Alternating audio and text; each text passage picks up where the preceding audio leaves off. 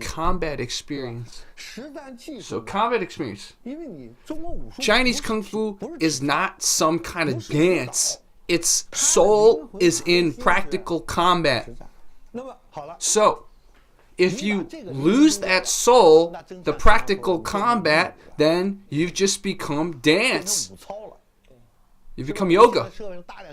So, and that's what you see now in a lot of Chinese Kung Fu. So there's a kind of a breakage.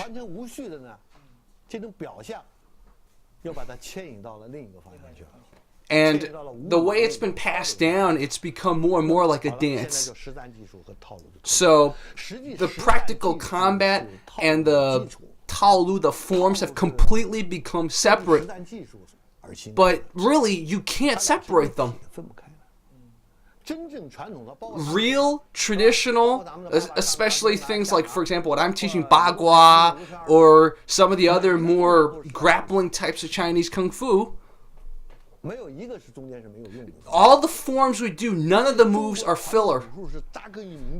The Chinese Kung Fu, it's from the people. It's from society, and there's no rules. Nobody can destroy it. So he's demonstrating a form, and he's applying it. Check out how he's saying, look at the elbow, you can't flare it out. And he's teaching a way to do a lock. So now he's demonstrating how you do it in the air, and he's saying, look, if you do it in the air, and it's really hard to understand how it's applied. So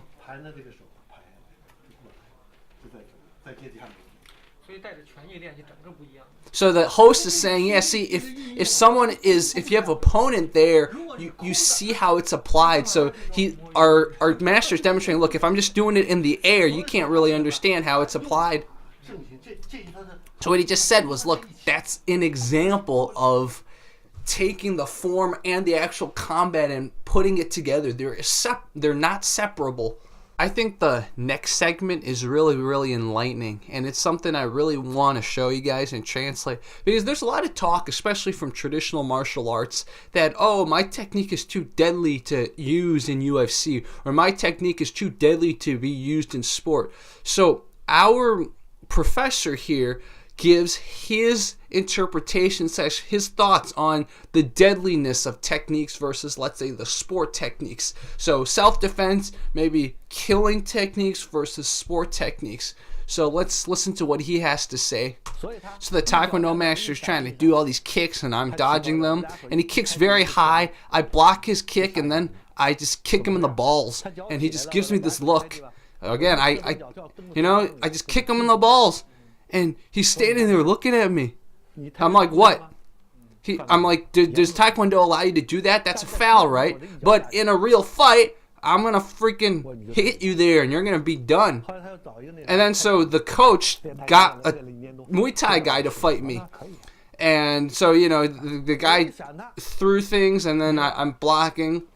And then he threw a 1-2 combo where he punched, and then he did a flying knee. So I just block it, and then I go and I pull his ponytail. And, as I'm dodging it, I pull his ponytail, and I just pull him down, and then I put my knee up to his neck on his throat. And he gets up, he doesn't know what's going on. He's like, no, he's trying to tell me, no, you can't grab my ponytail. And he's like, these Muay Thai guys, they'll have their ponytail. So I'm like, okay, you give me something to grab. I pull you down, and I put my knee on your neck. He's like, no, you can't do that. And I'm like, look, I'm here to communicate with you guys. We're here to test each other's skill. This is not sport. We're here to exchange knowledge. This is fight or flight. I think what I really like about what he says is a lot of times my technique is too deadly to be used in a match is used to justify not pressure testing or not actually putting whatever technique you have into the ringer. But this guy obviously went to a school and tested. I believe he went to Europe somewhere to test and teach and exchange knowledge. So he's actually pressure testing his techniques, and that's what I really like about this. And I think that's why this is different from all the other excuses that a lot of traditional martial artists use about my technique being too deadly. It's not a justification to not test them. It's a justification to be like, look, I tested them and I showed you why sport is very different from non-sport. And I take jiu-jitsu right now, and my professor, a lot of times he teaches us, okay, in sport jiu-jitsu this is okay, but in self-defense you got to do this, because in self-defense he could punch you, he could stomp you, so you have to put your hands like this in self-defense versus sport jiu-jitsu. And that's why I love my professor so much, because again, BJJ is awesome, but it's not the be-all end-all. You don't want to be on the ground necessarily by choice on the street. So my professor knows that certain things you have to modify / not do when you're fighting for your life. And I'm going to show you guys an example of a force multiplier using asymmetric force in a situation. Sometimes you just have to go beyond when it's not just a match in the ring. So what we're going to see here is it's a U.S. Special Forces guy in Peru, and the Peruvian guy's talking smack. So it's U.S. Special Forces versus Peruvian Special Forces. It's like, okay, let's just fight. Whoever gets the other guy down, unable to continue, wins. So it's not any rules. It's like whatever goes. So this is as close as you can get to a street fight, or a fight for self-defense or survival. So let us see what happens here.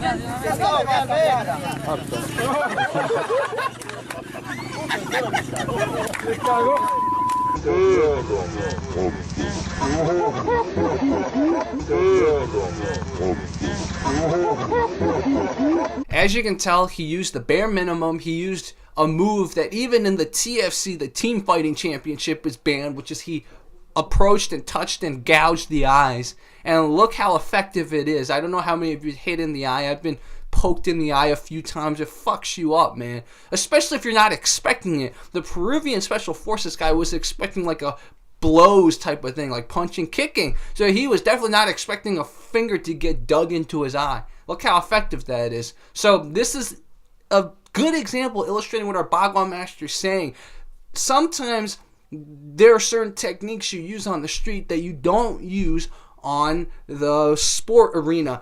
That being said, though, I think what our Bagua master would agree with is you still have to have good fundamentals. You have to know how to punch, you have to know how to fight, and then you apply the asymmetric force multipliers on top of that. But you don't rely on any of that if you don't know how to fight. You have to know how to fight, establish a good foundation, really understand combat and sparring, all that, and then you use the quickest moves in self-defense scenarios. That's just my opinion.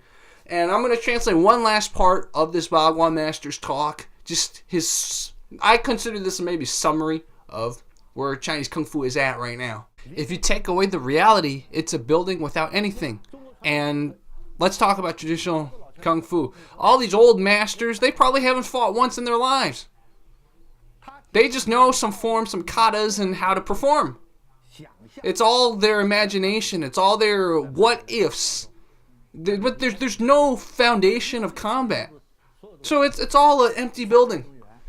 On top, but Sanda or other combat kung fu, man, that's like they're practicing every day. They're fighting every day. So, or even just a person on the street who fights a lot, your traditional martial artist is not going to beat them. A lot of people say I'm biased against kung fu or want to make kung fu look bad or something like that. Absolutely not. I did kung fu for many years, and I was frustrated. I was frustrated because I just knew most of the shit I was doing was not applicable. I even won medals, but I knew all that shit I was doing with the sword and with the staff and everything, it was not applicable to life.